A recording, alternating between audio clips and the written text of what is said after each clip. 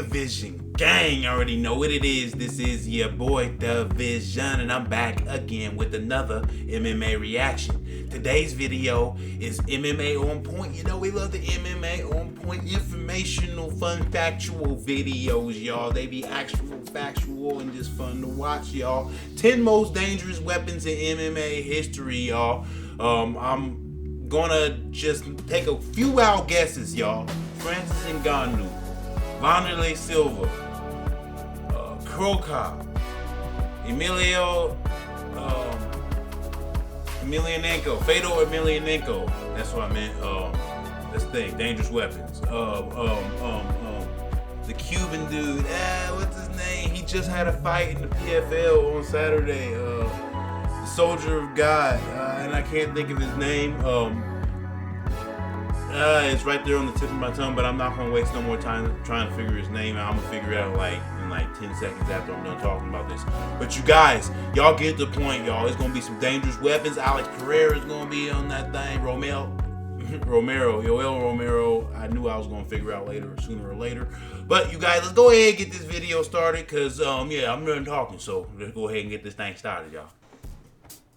If you've played any kind of video game, you'll know that sometimes certain weapons are just a bit overpowered. When they drop that Infinity Blade in Fortnite, that freaking Magnum from Halo 1, Jesus. How about those Akimbo shotguns from Modern Warfare 2 that basically turn you into the Terminator? Even though you knew what was coming, you just couldn't stop them. And in MMA, there have been several weapons just like that. Now, I'm not talking about guys like Rumble Johnson or Ngannou who had loads of KO power in both hands, but fighters who possessed a single incredible weapon that they used consistently over and over again, that when you signed your name to fight them, the images of you being taken out by it had already began flashing through your mind. No submissions in this one, just striking techniques. I'm Bailey from MMA On Point. Shout out to strikes, that's what I like. Who support our content each and every week, and these are the 10 most powerful weapons in MMA. Number 10, Edson Barbosa's switch kick. Now just hold on a second, okay? Kicking is allowed in MMA, obviously, and you know it has its drawbacks. You might get taken down or whatever, but no one should be allowed to kick as fast as Edson Barbosa, okay? It's not even fair. His hip snaps faster than a rubber band, and it's not like he's always taking guys out with one kick.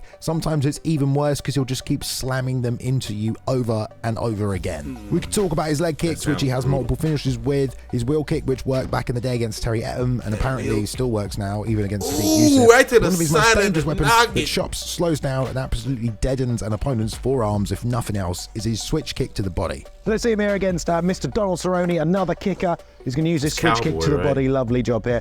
Fades back a little, fakes it, brings Donald sort of out of this defensive stance, but then just turns on a dime and fires it to the body. He's already hunched over, switched his stance right onto the liver side. Very dangerous weapon for Mr. Barbosa. So let's see a bit again. Another thing Barbosa's good at is making you walk into space. Boom. He'll plant, and as you step into the range, he'll have the kick ready to fire. So whenever he creates space, he'll put his feet and wait for you to come forward and walk into it. He battered Dan Hooker with these body kicks. They were nasty. Boom, another one over and over again, winding up. This is a great one against Mr. Dirty kick. Well, wait. Boom, as he timed with the level change right under the elbow. Lovely stuff here. And it was just such a big weapon for Edson. Let's see another one here. Beautiful Muay Thai catches, sweeps to the outside. Boom, back with his own lovely switch kick to the body. Then he was open for that hook as well. And even against Habib here as well, as he draws him into this space. Boom, under the elbow. You know, Habib tried to sweep, but didn't catch it. So Edson Barbosa, one of the best kickers of all time.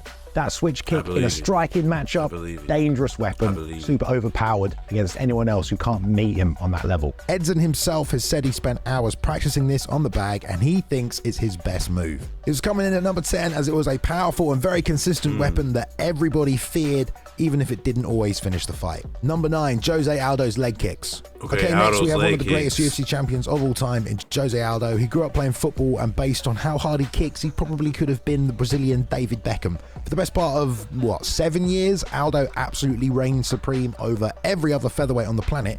And yeah, he had speed, he had power, but one weapon that absolutely gave everyone twitches in their sleep thinking about it was his leg kick. So WEC days, you can tell the surprise on the face of the opponent when he gets hit with these solid leg kicks, turns his whole hip like, over, ooh, absolutely battered him. Jonathan Brookins here. Oh, hell no. If he needs to off the lead leg, he's like, hell no. Here. He attacked the inside. He pulling that leg back, trying real hard to avoid it. All the way through, completely he trying real hard to avoid that thing. Well before each one. Yeah, hell the no. hands, chops to the inside. Hell no. Always really good at mixing up the timing on these as well. Kenny goes inside. Jose says, okay, cool, bam, lovely inside kick. And then a little jab fake into another inside kick, doubling up on it there. Great stuff. Picked old Kenny apart here as well. Inside leg kick. That looked like a low kick, like a low blow. Boom, fire behind it as well. Sets off his striking with the 1-2. But of course, against Faber is the one everyone will remember.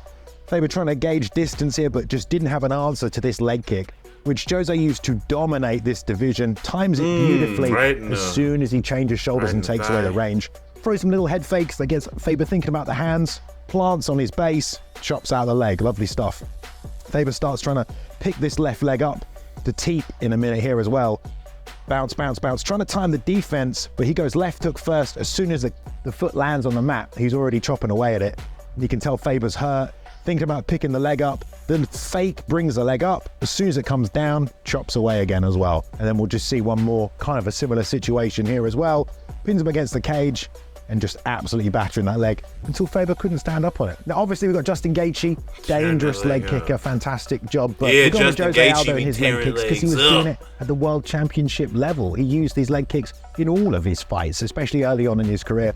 So Jose Aldo, in his prime with the leg kicks, completely overpowered. No one had any answer to them or could even compete at that range that Aldo was fighting. Aldo's leg kicks were not only feared, but they were devastating at the World Championship level. They helped him win countless fights. He didn't always stop guys with them, so they're number 9. I know Edson has leg kick finishes, but you got to respect the championship caliber of Jose Aldo's opponents and how they worked on him. Number 8, Chuck Liddell's overhand right. Now I throw it. I didn't hear that. And I'm over exaggerating to start because I want this angle. If you're a wrestler, or just make it look like a... Back in 2006, someone you definitely didn't want to run into in an alley or in a cage wasn't just the new James Bond. Yeah! Yes! Yes! But also this Mohawk sporting UFC champion called Chuck Liddell. The Iceman was a KO artist through and through, and one of the reasons he's on the list is because he still holds the records for the longest knockout streak in UFC history with 7. And he pretty much got them all done with his right hand, which almost seemed a little bit unfair. He was able to generate a crazy amount of power even at really short distances, but he also had his own signature punch, the looping overhand. Now Chuck sets us up in a couple of ways. Number one's with the level change. You think the takedown's that coming. Looping overhand that comes over crazy. the top, but also as well off the short straight right. There's the level so it change, looks like he's brings going. the hands down, and again the it's beautiful. It's over the brilliant. Top there. It's brilliant the way he loops it over because it looks like you're trying to change levels. So you drop guard and then land beautifully, and then he'll come back in, and this time wrap boom, hit him again with the overhand shot. As we saw with Chuck, he'll throw the right straight, and as people pull away from it, they think they're out of range of the straight, and then the next punch will come over, and that's his overhand. So it increases that range, and he catches you with the second shot. Great example of that here with Vandy. Throws a short right hand, he just pulls out the way of it. Chuck resets, second shot, boom, is the loop and overhand, lands beautifully. Vandy just eats it. And this is again, this kind of the modification of that. Fakes a little, but turns over the top, not a straight right from here, it's coming over the shoulder. And this is the kind of shot he would knock a lot of people out with. But again, the windmill overhand, the one you'll know is this Alistair Overeem knockout right here. In pride, at range. Alistair Overeem is that old, y'all? The overhand over the top. He's fighting Chuck Liddell. Boom, crushes him. And that's the Chuck Liddell windmill overhand. Chuck knocked out a lot of people. I gotta react it wasn't to always Alistair. with this technique. It's just the one he's most famous for. It was devastating and it's a unique weapon to him. So here it is at number 8. Number 7, O'Malley's looping straight. Okay, well, if you aren't a believer in Sean O'Malley and you didn't think his win over Aljamain Sterling was impressive, then sorry, but you might actually just be a hater at this point. And now we've seen his long looping right can take out a world champion. Going back and looking at the rest of his career, that thing was an absolute weapon that I think he might have landed on every single person he fought. Maybe you could argue it's one of the best right hands at bantamweight in the history of the sport. Maybe I'm crazy, I don't know. So we saw it from as early as his UFC Dana White contender debut right here. Touch slightly, that's all he needs, one little touch to range find. His opponent's actually going to circle to the left and close off the distance himself to make this a shorter distance to connect with that right hand. No setup whatsoever, so quick and snappy. Same thing with Eddie here, except you'll show this uppercut. Eddie's lead hand comes down to block the uppercut, but it comes over the top in a lovely straight right. Very sneaky there, but again, puts another guy out. Same with Piver here, showed him the rear uppercut a little bit. You'll see this left hand drop of Piver as well. The level changes, but again, it's the left hand fake and then one more time, the right hand over the top. And this started the finishing sequence with Piver. And against Almeida here as well, the eyes on Sean, and he can fire it while moving backwards as well. Boom, boom. Lovely job to find the target. And, you know, he kind of wobbles all over the place, but that's a perfect shot right there. And we have to talk about the Aljamain one here as well. Aljamain's actually gauging distance. I love this touch on the outside of the arm before he puts it over the top. Yeah, you know, he tore that cheek up. But he still gets to touch and range find before he steps through and puts it over the top. So yeah, Sean O'Malley at bantamweight with the reach, the power, the speed. SCHLE. It's proven to be a very powerful weapon. I'm sure some of you wouldn't have put this at number 7 or even put it on this list, but I think the proof is in the success that he has had with this technique. Number 6, Wanderlei Silva's Thai clinch. Back in a more unevolved era of MMA, over in the land of Japan, the Pride matchmakers were always happy to feed people to their champions, and by God, was Wanderlei Silva hungry. He absolutely devoured a bunch of guys who had no business being in there with the axe murderer, but also a plethora of MMA talent like Sakuraba, Dan Henderson, Rampage Jackson. He was the most aggressive guy in the sport. Fighting him was already going to be scary enough, but if there was one place you didn't want to be, it was inside his Muay Thai clinch. There was no escaping his death clutch while he rained knees upon you. He even had this little thingy he did before each fight with his hands, letting you know it was coming, and it made people shit their pants. This is his UFC debut right here as well. Gets that lovely Thai clinch, old Wanderlei Silva. And he's going to go a lovely knee right up the middle, boom to the body, boom. His opponent's trying to punch over the top, which is what a lot of people do, but these knees are just locked in, and he gets to finish on the ground, and that's his UFC debut, people. And once he got to Japan, he'd met a bunch of other guys who, again, didn't know how to defend this Muay Thai clinch. Absolutely savage here. Destroying these knees, pulling on the head, breaking the posture. I mean, this is okay, but there's no adjustment of the Thai clinch. And what happens, you're going to go to the ground. His knees are disrespectful. His knees don't care about who you are. His knees don't care about your repertoire. Runs his opponent into the corner. We're in the Thai clinch. They don't care about nothing. They're going to knock you out Silva cold. Destroying people with a Muay Thai clinch. We'll see him again here in the corner. Exactly the same thing. I mean, the furious flows. But once he's got you here, this is the defense everybody had just to try and block. No one could close the distance. And famously, both fights against Rampage Jackson, it's the same thing. It's these Thai knees. Rampage didn't have an answer to it, nor did most of the people he fought in Pride. And if you're going to talk about overpowered weapons, you know, especially for the time, you got to look at Wanderlei Silva's Muay Thai clinch. At a time where most guys didn't know or simply couldn't defend his Thai clinch, Vander's knees were absolutely overpowered, and he destroyed so many people in Japan. Every time I see that, I'm Number 5, Conor McGregor's straight left. Signing up to fight the notorious Irishman wasn't just going to be a fight in the cage, it was going to be a psychological battle, a war of words, but all of that was a means to an end to get you to walk into his left hand. The young dynamic 145 McGregor had lightning speed and accuracy, and every single part of his MMA game revolved around setting up his most dangerous weapon, a straight left that he'd refined through years of boxing and obsessive training. Even though every single opponent knew what he was going to do, there were very few who could avoid it. Loves to always lead with the right hand, either to pierce, to touch. Here comes inside, and then the two down the middle. The accuracy of Conor was always great. Lead uppercut this time, but it's still about banging that straight left down the middle. From massively out of range, from a really wide stance. Hands always low. He's going to, again, lead with this. He actually flicks, comes around into a lead hook, complete cover up from Siva, and still finds the target down the middle. So the accuracy as well as the power for Conor. Against Chad here as well, gauges distance, left hand over the top. This was the finishing sequence against Mendez. Bangs another left hand there on the chin. Turns it into these combinations, boom. And as soon as his foot hits the floor, off the teep, he loads the 1-2 straight away. It's all fluid, all creative. Bam! As soon as I'm coming straight back in as well, he pushes off from his kicks. Against Eddie as well, perfect distance management, lovely slip.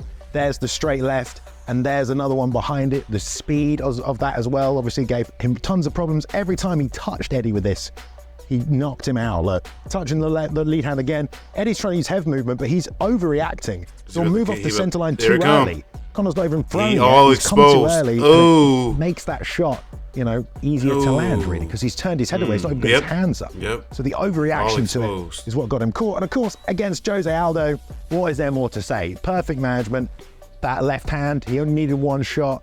Incredibly dangerous and powerful weapon at that weight class. 2 world titles won with the straight left, I think speaks for itself here with Conor at number 5. Some guys could eat it, but he pretty much knocked everyone else out with it. Number 4, Bas Rutten's liver shot. You remember Pancrase back in the day? It was a pretty good idea. The Japanese MMA promotion where in order to protect fighters and their hands as well as reduce things like cuts and injuries, they disallowed closed fist strikes. That ought to let the fighters compete as much as possible and show. I don't know how I feel about that, yo. No closed fist strikes. Seems like a pretty good rule set they got going on there. That was until Bas Rutten showed up, a Dutch kickboxer who hits harder than fuck, and he started obliterating people with his striking. For all the destruction he wrought though, his favourite attack was of course the liver shot, something a lot of fighters didn't even realise existed, and he introduced it to them. Right here. Beautiful switch kick to the body. You can see the hands come down, his opponent's hands go up in anticipation. Well-known thing now. Here it comes! Coming right here, under the ribs, and destroys this poor man's liver. And he does it again in this fight as well. Same thing, hands high, waits, steps forward, and it's just going to be a switch kick to the body, and absolutely takes him out. At full speed, that one, because it's so fast, bam. If you go and listen to that kick, it is horrifying. I bet it There's is. Jason De La Cia again as well. Left hooks to the body in this one. Always showing him this right hand, bam, and smashing him with another left hook to the body, kick, and then one more, boom, straight to the liver, and the poor guy can barely breathe. And again, here, same situation, right hand, this one skims past the liver, but it's all on his face, right here. That face! I mean, this is what these guys were experiencing. You talk about a time when no one was doing body shots. Here's just a simple knee, but it's right on the liver, bam. And that's all it takes right there as well. And against Suzuki, a guy he didn't think he could beat. Boom, one knee to the liver. And this guy's a legend of the scene at the time. Look how much pain he is in. He is holding his liver. And, you know, this expression on his face, man, this is a tough guy. These guys had not experienced body attacks before. Bas Rutten shows up, makes the liver shot extremely overpowered. Kind of a cheeky one here, as it's not one specific technique, but it is targeting one specific area of the body, so I hope you can let me get away with it. Plus, it's Bas Rutten, he can't not be on this list, so he's in here at number 4. Number 3, Alex Pereira's left hook. It's strange to think that only 3 years ago, most of the MMA fan base had no idea who Alex Pereira even was. I mean, maybe you'd seen some of his glory fights if you were into kickboxing and knew about the only guy to ever win 2 world titles in the promotion. But to think he could replicate that success in MMA, well, it wasn't a knock on his ability. It's just, you know, no one had ever just switched combat sports that quickly and had that much immediate success. But then you look at the amount of power he can generate, well, god freaking damn. Powerful Super dude. early on in glory, this is lovely. Level changes, straight right to the body, and then finishes, boom, up top with a left hook. His head almost gets caught in the ropes. It's horrible. The level change, obviously you're going to bring your hands down, sets up that left hook. Here again, as well, he's getting flurried off the back foot. You don't even see that, all right? So fast. We're going to slow it down for you right now. Opponent comes crashing forward, rolls away from this straight right, boom, creates a ton of space for himself, and as he turns back into his opponent, he fires the left hook. Crazy amount of accuracy on that one. As he's fading away and turning away from his opponent, in one movement, he's coming back into the left hook. Against Dustin Jacoby here, runs him to the corner, knee to the body. Dustin's now completely reset, no defensive stance, and just fires a left hook over the top that just bangs him off the freaking ropes, man. And this is a crazy one here as well. Slips the right hand, left hook. You have to see this from another angle, but this is incredible from Alex Pereira right here. Straight right, slip, one shot. I'm going to bang the left hook off the side. Fight's over. Sean Strickland as well. This is all set up with jabs to the body. A right hand jab to the body. Jab to the body. Jab to the body. And all this is going to do is bring Sean's hands down. Here we go. Every time Alex level changes. It sets it up perfectly. It didn't take long to get into the fight. Jab to the body, little leg kick. I'll show a different angle. Level change, thinks it's going to be a jab to the body, same posture, hands comes down, hook goes up and knocks him out. But also see this, it throws the leg kick, this is where his feet are. He resets at an angle and then explodes straight into the hook.